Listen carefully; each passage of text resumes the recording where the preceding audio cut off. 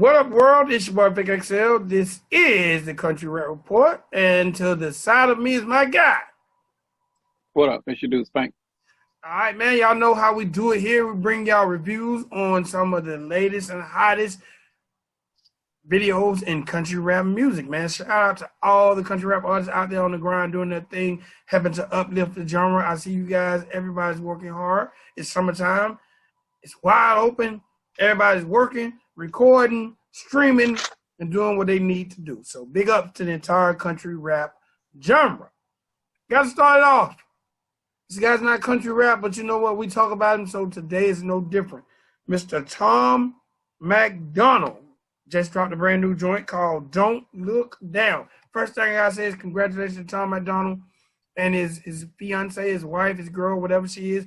During the film of this video, the day that this joint was supposed to drop, she actually had a situation to where EMTs had to come in. She has asthma.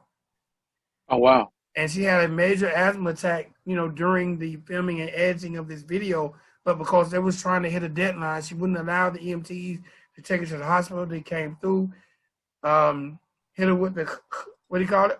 What is it? Inhaler. Hit her with the inhaler. And my girl got back to work before they can meet that deadline. So that's a real deal, ride or die. All right. This joint is called Don't Look Down. And what it does is keeps Tom MacDonald in that same pocket that he's known to be in. Okay? It doesn't break any boundaries. If you are a Tom MacDonald fan, then you still are a Tom MacDonald fan. And if you're just listening to him for the first time, then this is what he is. He's going to give you bars. He's going to give you some social commentary. He's going to give you energy. And he's going to give you a visual to make you wonder, am I high? And that's what he does on this.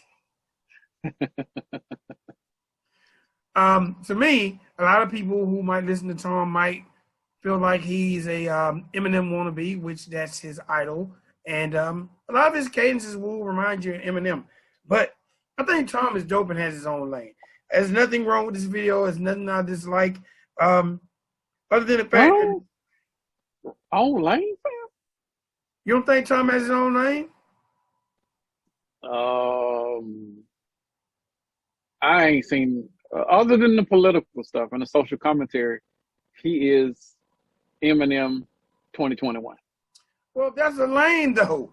Commentary, social commentary. That's his lane. Remove that.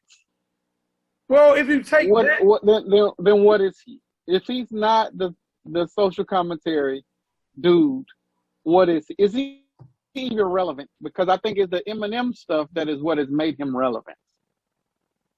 This song is on some rap god type shit, but it's a little bit condescending. This is on some, okay. And now I hate to break in onto your part of the review, but who the fuck told you was a superstar fan? Like this is the one where I'm not in agreement of what Tom MacDonald does. I love it when he comes boisterous and he is full of ego in the rhyme, but don't come with the I am a superstar. Like, who told you were a superstar? Because you're not doing superstar numbers. You're doing moderately good numbers. You're doing very well for who you are and the genre that you're in. But fam, this is not it, fam. I was offended when I saw this video. Like, this is on some self-righteous, glorifying, unjustified shit. Like, you ain't no superstar, bruh. I was cussing him out after I saw this video. Like, this is some bullshit. Like, now you acting all rap god-ish. You just had a song where you was praising him and wrote a fucking letter to him. You did your own stan shit. Now you're doing rap god. Motherfucker, where's the originality? The social commentary is what's setting you apart from all the other stuff. Like, if you're gonna do that, then come with that with bars. I will respect and accept that all day, every day. But I can't do it this. And then I didn't even like the production of the song. But that aside, the content of the song, the context was just too much for me. Like, this is very, very over the top. Somebody saw this for the first time and they're like, who the fuck is this dude? They would still be like, okay, who the fuck is this dude? Like, why are we caring? I'm mad, fam. I don't get it. I don't get it. You know what's funny? You know what's funny? What's that? You just said the sentiments of 10,000 people. He has 10,000 thumbs down on this video. Exactly. Bro, you ain't a superstar. Beyonce does like maybe 10 million a day when she drops a video. We're on the 10th. Video came out on the 2nd. You got 3 million, you got 3.6 million views on this video. It's still trending at number 14 as of right now. The recording of this, you're still trending on YouTube. But are you a superstar? No. Superstars are in a upper echelon. You are getting paid to be superstars. You're in a $250,000 per show or more. That is Chris Brown. That is Future. That is Meg Thee Stallion. That is shit. We can go even old school. Earth, Wind and Fire. Frankie Beverly and Maze. These are these Mary J. Blige. These are people who will fill stadiums. I don't think Tom MacDonald will fill an arena. Maybe he'll fill a coliseum, and that's a partial coliseum, and maybe like 1,500 to 2,000 people. I just don't see it, fam. I don't get it. You are not a superstar, dude. It's too early for this. You can talk shit all you want to, and I'm okay with the bragging and boasting. I understand that part. I used to be a rapper myself, but this too much ego for me. Man, so he's wrong for standing up, representing himself, what artists have done since the beginning of time? This is typical rap shit. I get that part. Like I've always said I was the best. Every rapper says that. But you have taken it too far when you're saying and you're screaming, I am a superstar. You're not, fam. The numbers don't say it. But when the numbers let the numbers reflect it. Certain things you don't have to say.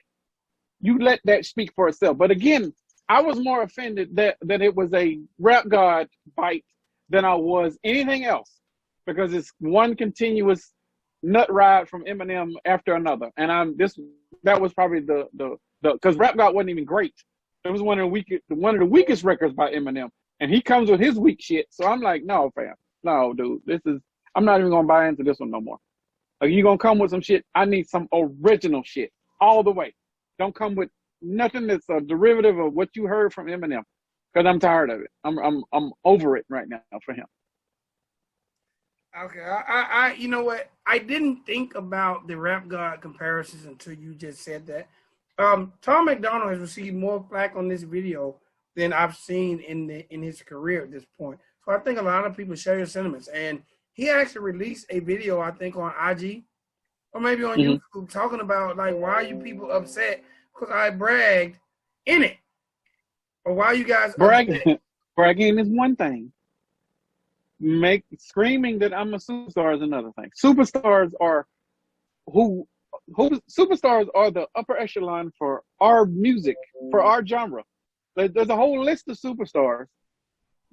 He's not a Prince. He's not a Michael Jackson. He's not even in that conversation. He's not even a superstar on the rap side. Like, you're not Eminem, fam. You're not. You're not even in that. Your only reason you're in that conversation because you keep putting yourself in that conversation. You're not there. I don't know, man. I think y'all fans are being a little hard. I think rap was built on bragging. Rappers brag all day, every day. I don't see what Tom did anything wrong to be getting 10,000 thumbs down. That's fair. Did you like the video? I thought I liked pieces of the video. It was long as fuck. But I like the bars. The dude still can spit. He can rap his ass off.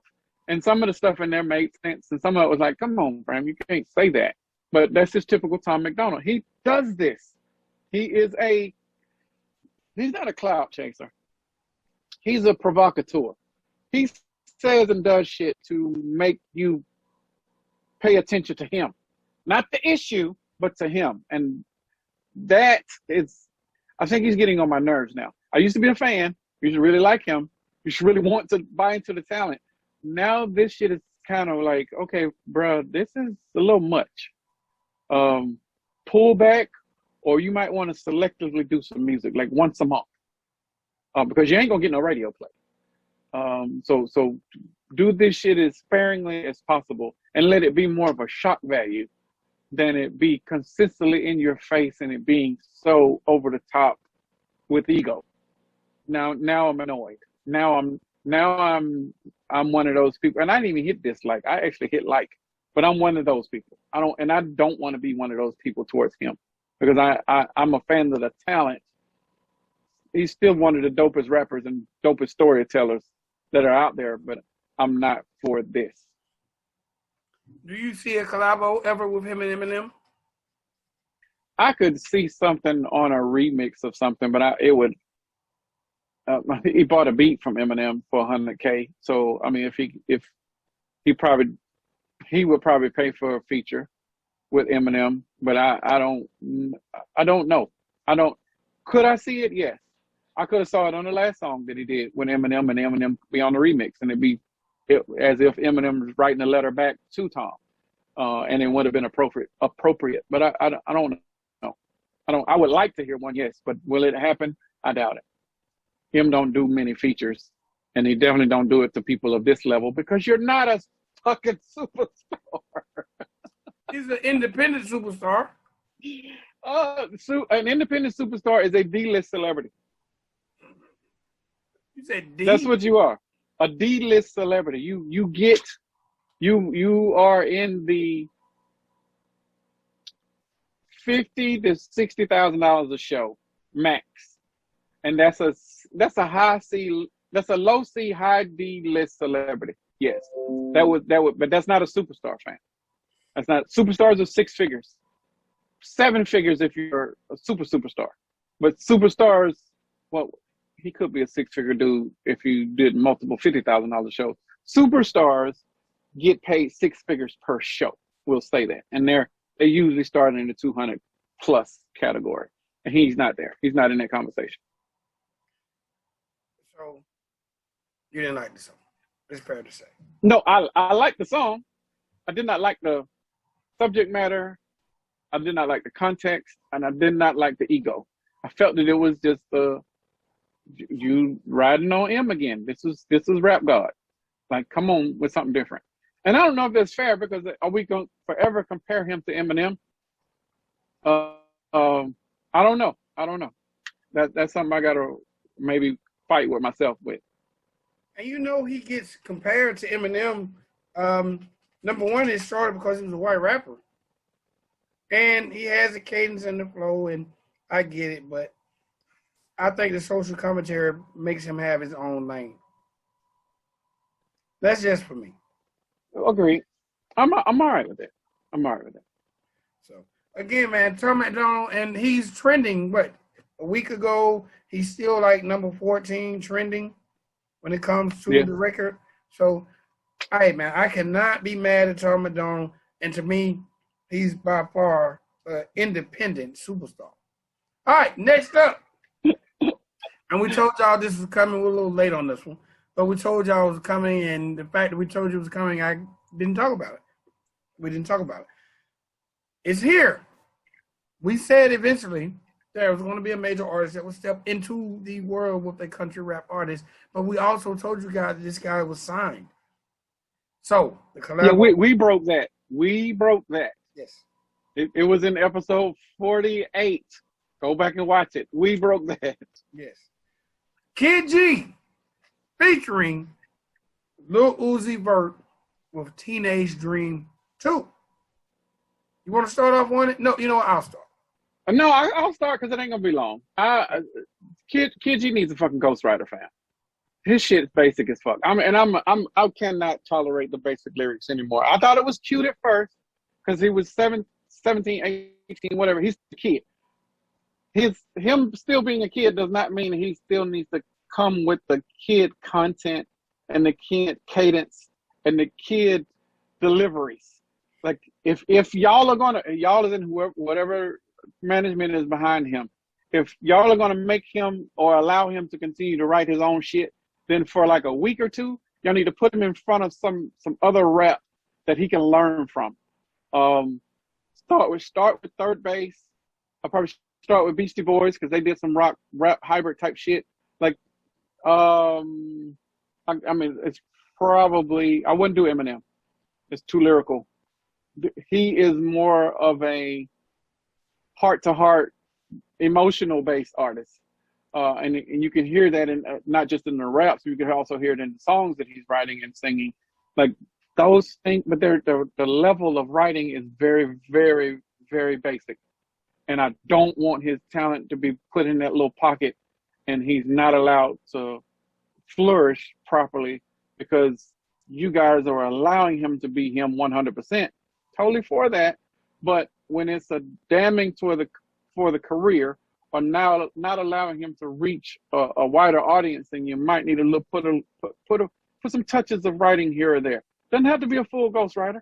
It could be. It don't even have to be a legit ghostwriter. It could be a producer that he's recording with that brings out the best in him. Like, oh, maybe you don't want to say this like that. Say that like this. You know, that type of stuff. Like, I'm blaming the team for this one. I'm not blaming the producer because the producer's just dealing with what he got. But when I heard this, I thought the level of talent for the writing was going to be escalated, but it wasn't. It was still on the same level that I've always heard from Kid G. I do not want to continue to hear that from him because he's going to be stuck, and you don't want him to be stuck. Not only is he going to be stuck, but he's going to be damned because people are going to expect these whack-ass, basic-ass lyrics from this dude, and he's not going to be allowed to grow whenever he does find a ghostwriter or a producer that's going to bring out the best in him. An example of that is what is on the other side of this record with Lil Uzi Vert. Lil Uzi Vert, he knows his pocket. He knows his demographic. So he stays in that little pocket and demographic and doesn't go outside of it, doesn't try to sing too crazy, stays within his vocal range whenever he is trying to harmonize. Like, he knows who he is and his team knows who he is, so they work with that. I don't know if his Kid G's team is still trying to figure out what he is or what direction they want to go with him. Was it full rap or full country or country first and then rap second? Like, whatever that is going to look like, you're still going to need a team of writers because his level of writing right now, unless you guys are going to help him escalate his vocabulary real fast, then he's going to need to get some people to co-write or pre-write or even pre-demo some of the other stuff. Like, it's really bad. And I don't want him to be that bad because I'm a fan of the talent. And I think he can do great things. Video aside, video was dope. I mean, it's typical. Nothing negative to say about the video. Other than the level of writing on the song for Kid G's part, everything else was dope. All right, now I thought it was a good song. It was, like I said, a basic remix of Teenage Dream, the song that actually kind of introduced Kid G to the world. I think that adding a Lil Uzi Vert was perfect. They sounded like a well-oiled machine. They sounded like they had worked together before. There was a little bouncing back and forth there, so they definitely vibed. There was a line that Lil Uzi Vert used. It says, he said something about she like my smile, something. I'm gonna take fight. She like it because my whole team white. I didn't really like that. I didn't really like that line. I was like, Lil Uzi, is that necessary? Your whole team's not white. Like, they're not, for sure. Stop playing. Stop doing that. You're pandering. I thought it was funny. Like, goddamn, Lil Uzi, you didn't bring not one of your goddamn friends to the video. Like, you really look like the token black guy in this video. I'm sorry, Uzi. There's some other black folks in there, but I mean, with the feature in it, does this help Kid G? Other than the look, does it help him? That's my question, because when I went back and I looked, this particular record had more thumbs down than the original. So this isn't even a lane that Kid G is going in. Like, I mean, he's an emo because he definitely emotes when he's singing, and it's all emotional based. But tapping into Lil Uzi's fan base, was this really the move for Kid G? How does this help? Yeah, my thing was, who does this help more, Lil Uzi or Kid G? Kid G's fan base already knows who Lil Uzi Vert is. So it didn't like they weren't already listening to him. I don't think Lil Uzi's fan base gives a shit about Kid G, so it's not helping him. Like this, it didn't help anybody. If anything, it was just I did it, so now let's move on. That's it. Like, it was just an accomplishment. It was like a bucket list, if anything. Like, I want to get a feature from somebody that's got a name, and they was like, okay, cool, we'll just throw in Lil Uzi Vert. All right, task accomplished. Let's move on. This was definitely a major label move. Do you agree? I agree. And this is more of a clout thing. It does nothing for either one of their fan bases. All right. Next up, new rapper to the Country Rap Report. Gentleman goes by the name of Old Dirt Road. I automatically, when I seen the name, I was like, okay, I'm with the shits. I like the name because I automatically expect to hear the reincarnation or the white version of Old Dirty Bastard. And his flow, borderline, gave me that. Would have been fun. That would have been fun. Now, this record is what I definitely would call a good representation for those people who think country rap. This song is that. I agree. This is what people expect when the average fan coming into the genre, this is what they expect to hear. This record didn't break no barriers. It stayed completely in pocket, in tune to what country rap should be about. Four-wheeling, camo, bent bills, to me, he didn't do anything lyrical. He stayed where he needed to be. It didn't bother me at all. You know what I'm saying? It seemed a little long. Now, this is one of them records he could have gave us two verses and the hook and been out of there. Because on the last verse, he started doing a couple of little things with his voice, like, yeah, man. I didn't really understand that because he didn't do it on the first two verses. But I'm not mad at it. And I think Old Dirt Road is kind of an interesting guy. So I want to learn more about his personality because he seems like a fun-loving, I'll shoot your ass type of guy. And that's why I'm keeping it Mike. I'll shoot you. Hold on, let me say this. All right. And I know country rappers don't care about wardrobe. Not at all. But Old Dirt Road, that striped hat and the striped shirt and then bro, that was terrible. That shit almost made me have a damn seizure. No, don't do that. Don't do that. You had an orange, blue, and white striped shirt and a red and white striped hat turned backwards. That was too many stripes, man. I thought it was gonna be one of them emergency goddamn broadcasting things on my YouTube channel. He should have just went shirtless instead of doing the orange shirt. But, like it would have been more effective. The orange shirt it brought in too much color. It was a contrast. I don't know who shot the video. The videographer, the director should have said that. But clearly there wasn't one, a real one. The video was dark and grainy in a lot of parts. And then when they were doing some of the up close parts, it just kept doing your stereotypical rocking and weighing that most rap videos do. That annoyed the shit out of me. It had a good beat though. I'm looking at my notes. It needs a mix and master for sure. It had bad vocal production because some of those the levels was jacked up. The lyrics were not great. And when we say, and Vic said something similar, where if this was a depiction or somebody's example of what country rap is, then this would be perfect for it. And that's sad to say. Visually, it is. Because you got the dirt road, you got the country, you riding four wheelers, all of that country shit. That's fine. Lyrically, though, this is not great. It's not shit either. I just think if he continues to work and gets a little bit more practice, definitely get some better production, he'll probably be better. And he's not bad. And I'm not saying that just because I'm scared of getting shot. I'm being truthful. He's not trash. We've heard trash. I just think that he needs to improve a little bit more. Because I actually, by the time the song was over with, I was liking the hook. when it first started, I was like, man, fuck this. I don't want to listen to this. Second hook hit me. I was like, all right, I'm vibing.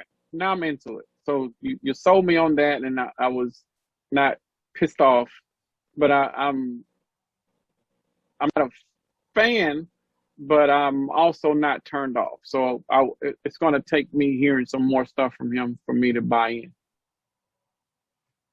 Yeah, that's how I feel. And like I said, now this is the sad part because this is what people would expect from country rap, but then Yes, a it lot is. of country rap artists would be mad because they feel like we're not all like that. True. And that's where the line gets blurred because we haven't talked about the definition of country rap in a while. This guy definitely is representation of country rap, but there are country rap Right. artists who will be like, no, that's some bullshit. Again, it didn't bother me. You know, it was just a typical record, and you know, I don't think I think he probably just had somebody shoot it, and then they probably turned the stuff in and got it edited. But again, I do want to hear more from him. True. Me too. Me too. All right, last of the show, Good Ol Boyz, and the name of this joint is Friends Like Holiday. All right, I gotta say this about this record. Out of all the records we've reviewed in all these episodes, all the videos, this one had the most acting and like storyline because they took it back to the Western days. And the acting wasn't bad. Yeah. Yeah. And matter of fact, I found myself watching the visual more than listening to the song. But the cool part had like a little key lick in it that made me think of a movie. That ding dong. Right, right. It made me think of a movie. But this has like a old Western setting, which I thought was real cool. Friend Like Holiday is I guess a play off of the late great Doc Holliday, who is definitely big in the city of Griffin, Georgia. It's basically a song about loyalty and having one good friend like Doc Holliday. So I like the song. We don't hear a lot of storytelling in country rap. And Okay. I think in this song, it gave you a little storytelling, kind of metaphoric, like, because they're talking about friendships, loyalty, Doc Holliday all in one. And again, I thought the visual was dope because it's almost like they brought Doc Holliday back to life. And I thought that was real cool. Okay. Okay, I thought it was a cool video. First, I'm trying to do the positives first. The production is off. It definitely needs a mix and a master. I heard this. I was thinking Compton's Most Wanted meets the country, you know. And then one of the dudes gave me a little Snoop Dogg vibe. But then when I watched the video, I'm like, first dude, I know who that is. Third dude, I know who that is. The second dude that was rapping, he had I counted them, 5 words on camera. And they was between 2 minutes and 26 seconds and 2 minutes and 28 seconds. He had a whole fucking verse, but he only had 5 words on camera. I don't know if that was deliberate. Maybe that y'all got pissed off at the dude after y'all were shooting and was like, well, fuck that dude. He ain't gonna be on camera no more. Or whatever the scenario is, but it didn't make sense in relation to the music being correlated to the video, but it made sense in the video because the dude died, and he had only 5 seconds, 5 words on camera. I don't know. I got to go back and really listen to the lyrics. I didn't really listen to the lyrics. I was more interested in the video, truthfully, than I was of the song. After I critiqued it and listened to the production value, the last dude raps better than the first dude, and the second dude's okay. None of them are trash. All of them, I'm definitely would be willing to listen to some more stuff from all 3 of them. All 2 of them, the Good Ol Boyz and the feature. Who's the feature? Featuring RonyRon, the Outlaw. Okay, well, whoever that is, I'm interested in listening to him too. I just didn't understand why he only got 5 seconds on camera. 5 words on camera, not 5 seconds. He got 2 seconds. He got more than 2 seconds. He got 2 seconds of a rap out on camera. And that was the only reason I knew that it was him in the second verse, because I'm like, who the fuck is rapping the second verse? But then he did his little 5 words, like, oh, there he is, and then he's gone. Other than that, work on that video sequencing. That isn't on y'all. That's on the video producer or the director. The song was good. The storyline in the video was good. I like that. It might have been a little dark in some place. I'm not sure if I remember that. I'm not sure if I said that already. But then they maybe could have used a little bit more lighting in certain parts, in certain places, just so you can get rid of some of them shadows that are in there. The mixing and mastering is an easy fix, and I don't think this song has been released yet, so that can be fixed too. No, it has been released. It's already out. So you can't fix that without taking down what is already up there. Going forward, I've thrown this name out multiple times on multiple podcasts, but Bob Sandiford, BobSandiford.com, he does mixing and mastering, and he does it a lot for the genre, for country rap. He lives right here in Macon. He's very affordable. He is an award-winning, like Billboard, Grammys, gold and platinum plaque carrying mixologist. He will get just the little stuff that I'm hearing in these records. He will fix all of that. So if you guys don't have this in the genre, then I will probably start using his name in every single episode until everybody is using him to make sure that there is a mix and master properly done on all of your music. But other than that, like me being the technical dude and the nerd, I like what I saw and I like what I heard. I would like to hear more. How'd you feel about that vintage look? Now if it were black and white, then I would have felt even more so about the vintage. But because it wasn't black and white, now that's what made me see the shadows and the tints was off in certain places. I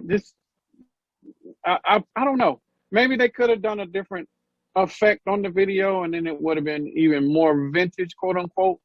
But as it is right now, it shows more of the flaws than it does of the actual good work that is in the video. Because the bang bangs and the shooting from the gun, those were on point. Like I know they didn't shoot all of those guns and shoot those people, and there wasn't any blood. But from what we saw and what little effects that the video guy did add to it, it was on point. All right, man. I know I couldn't wear them chaps, though. There was no way in the fuck I'm wearing chaps. So salute to all of them that were wearing. They spent some money on that wardrobe and that. For sure. They spent some money on that video, and definitely shout out to the Good Ol Boyz. All right, now before I do a recap, something I just want to briefly mention. If you're on the internet and you haven't realized now, Mako Music has. Oh shit. Then we finna talk about this. I really don't want to talk about it. No, we're not going to talk about it. We're just going to mention it. Just for all the country rap fans out there. There's been some type of merger or partnership done with Mako Music and Average Joe. We talk about both these labels. We keep you guys abreast with their progression. Well, there's been some type of partnership. It's either I1 Music or One Eye Music. But they just done like a little teaser on Instagram. Mako Music and Average Joe coming together to form One Eye Music, I1 Music, whatever it's called. Just a quick question, without you going too in detail. No, how about I don't care music? That's what we do. That's what we do. Because I really don't care. Like you got two labels that have the most talent, the best talent in the genre. Let me give you an example. Average Joe just dropped Mud Digger 22. When it is 22, 21, 12. Okay, I knew it was. Okay, 12. Mud Digger 12. I'm 22, all the way in the future. Okay, Mud Digger 12 just came out. The Lax just dropped a new video that we're going to review, and it was not a single from the compilation. I haven't seen Shelby K's video. I haven't seen Sarah Ross's video. I haven't seen Austin Tolliver's video. Like I'm like, where's the promo from Mud Diggers? But all these other people, Lax included, dropped a single song video presentation the same week that Mud Diggers came out, but it wasn't any promo from Mud Diggers. So now you just threw out a compilation with no promo, and now your artist is pretty much cannibalizing the release of the compilation because they dropping a single that ain't even on the damn compilation. It's just that shit. This is the type of shit that it aggravates me so much because it's not what you do in the recording industry. You know this. You've been doing this as long as I have and been behind the scenes probably more than I have. You don't throw out one project and promote another. One of them is going to lose. One of them is not going to get the proper treatment that it deserves. Even though you don't spend all this money and time on this record coming out, you're going to drop a video that ain't even on the damn compilation. Now, if we see another video from anybody else that is on there, I think we even saw something where I think you sent it to me where Jay Roosevelt said that the song that was on Mud Diggers is 12 years old or some shit like that, right? 7 years. Like seven. My numbers are off. I apologize. 7-year-old song. Now, that being the case, we know he ain't got a video off of that song. So that song is just going to be thrown up there, and it's just a write-off, basically. So we got 2 songs out of all of them that are on there that are pretty much dead because the Lex song is dead because they ain't dropped a video to it. And Jay Roosevelt's song is dead. He ain't dropped a video to it. But meanwhile, Shelby K and Sarah Ross are promoting the shit out of their shit on Instagram. But they ain't got a video that's finna come out. Like, I don't understand this shit. Like, and we ain't even gonna talk about all the missteps that Mako Music has been doing of releasing shit and not releasing the proper treatment or giving it the proper treatment that they deserve. I don't care about this merger. It's like the blind leading the blind. It's Dumb and Dumber coming together. Like, I can't do it. I can't do it, fam. I think it's just gonna be very interesting to see, to say the least, to see what comes of it, and see what for the genre. What are we talking about? Because we're talking about the merger of the two of the biggest. I don't want to talk about this.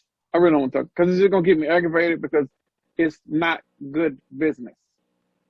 There's probably some other motives, and I'm not even going to speculate on those. But in reference to what it does for country rap, and how we have to look at it, I don't want to talk about it.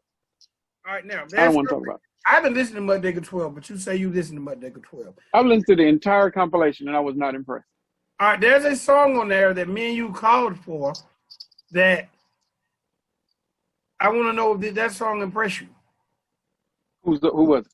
There's a song called Drop It Low. It's the last song on the project, and it features the Sticks, TJ Freaks, and TJ Freaks. The best song on the damn thing, and it was the most modern. It could be played in any other genre. You can play this shit in a booty shake club, or you can play it on the mix show on a hip hop station. It is that type of record. Yes, that is the best song on there, and was probably done within the last 90 days. Yeah, now see that I want that made me, because me and you talked about we need the TJ Freak with the Sticks. So I was listening to it on YouTube Music, and YouTube did not give me the entire title. So when I thought the song was going to be over after TJ Freak did his part, and then I was like, hold on, there's some songs left in there. And then I heard Sin, I was like, oh shit, oh my god, this shit though. And then Creeper Loke and Sin does this back and forth like Run DMC used to do. It's the best song on the album, and they're not even average Joe artists. Yeah, actually, it's credited to DJ Canyon Bangin'. Canyon Bangin', yeah. It is the best song on the album by far.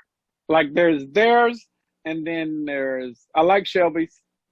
I like Sarah's. I like the Lex, and then there's a whole bunch of country stuff, and I'm not into the singing at all. So I probably blocked out a lot of that stuff.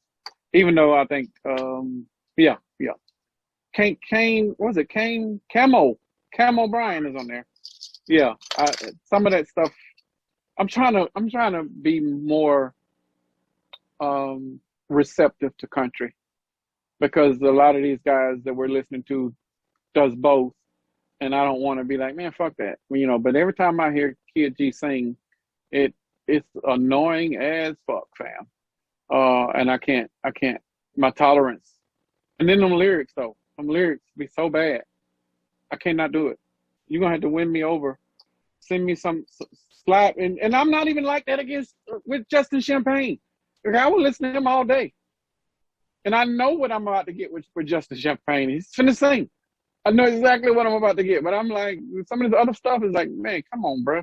This some twang that I ain't trying to deal with. Stop it. All right, man. I just wanted to touch on that. We'll definitely keep the people abreast to the progression of that situation as it progresses. We'll see definitely if Hard Target is going, because he's next up when it comes. Well, I don't know. Hard Target is next up to release a project. But let's say Savannah has a full-length project coming out too. So we're going to see what happens with this merger. Will we see Average Joe, the name, go away? Will we see the name Mako go away? Or is this just a third entity? I don't know. But we're going to see. Hopefully none of you people who don't like Bravo is not now working for Bravo. That would be salty as fuck. Sometime heard a lot of people might not know Kia Shine. He had a song called Crispy back in the day. He used to have this saying he always said was, don't sleep on me or you might wake up working for me. I hope nobody go to sleep and wake up working for Bravo Gator if you don't like him. So we're going to see. All right, man, let's get up out of here before we do a quick recap. Tom MacDonald, Don't Look Down. Kid G featuring Lil Uzi Vert, Teenage Dream 2. Old Dirt Road with a couple more years. Hold on. Let me pause. You know how egotistical it is when you saying that you don't look down? That you ain't even worried about what's coming up or what's behind you. Like you on a different level. Like, is that not Rap God all over again, fam? I never thought of the Rap God comparison until you said it. And now I can't take back what I said about the song, so we'll leave it there. I didn't realize how Rap God this song was until you used the term Rap God, and I don't know. I'm not the only one that is an Eminem fan. Clearly he is. Clearly, like and it is so evident that he can't do anything without duplicating what Marshall Mathers has done. Like, bruh, it's sickening right now, and I didn't. Maybe it was always there. I just gave him the benefit of the doubt because he was talking about social change and all these other social and political issues. Now I'm able to look through all of it, and I'm looking from a business and country rap standpoint, and it's not there for me no more. And I'm completely turned off by Tom MacDonald now. You know what's weird to me about it? What's that? Is he don't get a lot. I mean, I'm surprised that he's garnered the fan base he has. I'm surprised that he's earned all these organic fans. You know what I'm saying? Well, I've done some deciphering of his numbers. Some of his numbers don't look organic to me, fam. But that's just me speculating because that is what I have done for the industry since 2008. Like, his stuff don't look organic. Really? Yeah, bro. Like, the behavior of some of his stuff. And when he started making posts like YouTube is messing with my views or they're not doing what they're supposed to, like, that is like carbon copy of what I used to tell my clients to say when my system was screwing up. And, you know, I delivered 1 million and it only said 750, that type of stuff. So again, I don't know. Just based off of the behavior of some of his music, I would say that he is. But it might not be him. It could be somebody in the camp that is buying followers and or downloads. But all of that is possible. Not saying that he is. Not saying that. I'm just saying that if you were diving into the numbers and you were a record label executive, they would probably come to the same conclusion that I did, that there is some fuckery in here. Hey, do you think that with so much fuckery going on, it makes record execs' jobs harder? No, because even though the record execs don't do it themselves, there's somebody on their label that does it too. The issue is they don't know what the other people are doing, and they can't control the fuckery. So they don't know if this fucker is legit fuckery, and they're able to monetize it the proper way. So they get scared of it. So if they don't know where it is coming from or how it is being manipulated, then they get standoffish, not because you're doing it, but because they don't know who and or how you're doing it. If they knew the source, then they would be fine with it, because, you know, if there's only a few of us that were doing this, and there's still only a few that are still in it right now that are doing it properly. And those people, you can vouch for the are eating off of that. But so now it's just a matter of just trying to figure out what makes sense and what doesn't, like for profit. Gotcha. All right, man. That's all I got. I just want everybody to please check out countryrapreport.com. Listen to some good country music on WCRR. Definitely subscribe. Subscribe to the channel. Please get in the comments. Hit that notification bell. And, man, we out till next time. Your boy Vic XL. What you do, Spank? All right. Hey.